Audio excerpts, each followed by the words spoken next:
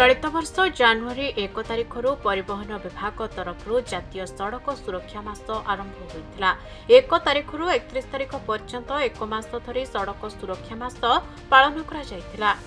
ଦୁଇଚକିଆ ଯାନ ଚଳାଇବା ସମୟରେ ହେଲମେଟ୍ର ବ୍ୟବହାର, ଚାରିଚକିଆ ଯାନରେ ସିଟ୍ ବେଲ୍ଟର ବ୍ୟବହାର, ନିଶାସକ୍ତ ଅବସ୍ଥାରେ ଗାଡ଼ି ଚାଳନା ନ କରିବା ଏବଂ ଟ୍ରାଫିକ୍ ନିୟମ ମାନି ଗାଡ଼ି ଚଳାଇବା ସମ୍ପର୍କରେ ଗୋଟେ ମାସ ଧରି ଅନେକ କାର୍ଯ୍ୟକ୍ରମ ମାଧ୍ୟମରେ ସଚେତନ କରାଯାଇଥିଲା।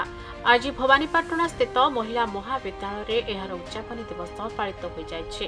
ଏହି ଅବସରରେ ମୁଖ୍ୟ ଅତିଥି ଭାବେ ଅତିରିକ୍ତ ଜିଲ୍ଲାପାଳ ତନ୍ମୟ କୁମାର ଦରୱାନ ଯୋଗ ଦେଇଥିବା ବେଳେ ଦୁର୍ଘଟଣା ଜନିତ ଲୋକଙ୍କୁ ଉଦ୍ଧାର କରି ମେଡିକାଲ ନେଇ ଚିକିତ୍ସା କରିଥିବା ସମାଜସେବୀମାନଙ୍କୁ ସମ୍ବର୍ଦ୍ଧିତ କରାଯାଇଥିଲା। दीर्घ मास धरी जो ट्रैफिक रूल्स मानिबा पई जो अवेयरनेस प्रोग्राम चलेथिला तार आज होची उद्यापनी दिवस।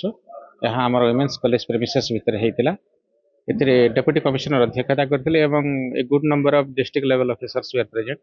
छात्र छात्री माने थिले, हमर सांबादिक बंधुगण थिले। आ एटा बहुत सुंदर भाव रे पालन करा जायछि। आ एई उपलक्ष्य मु हम कलाहांडी जिलार समस्त भाई भणी माननको मु अनुरोध करबी, मु रिक्वेस्ट करबी जे समाने ट्रैफिक रूल्स भल भाव रे मानंतु। टू व्हीलर से जेते बेले जाउछंती हेलमेट पिंधंतु एवं बजाय रखंतु जे माने हमर जो ट्रैफिक रूल्स माने बेटा पूरा कंटिन्यूअसली बजाय रखंतु। नहले कोन हबो कि एक्सीडेंट्स बेसी हेबो एवं लोक माने अननेसेसरी तांकर they will lose their life. कलाहांडीरो मनोज नायक रिपोर्ट, खबर ओडिशा।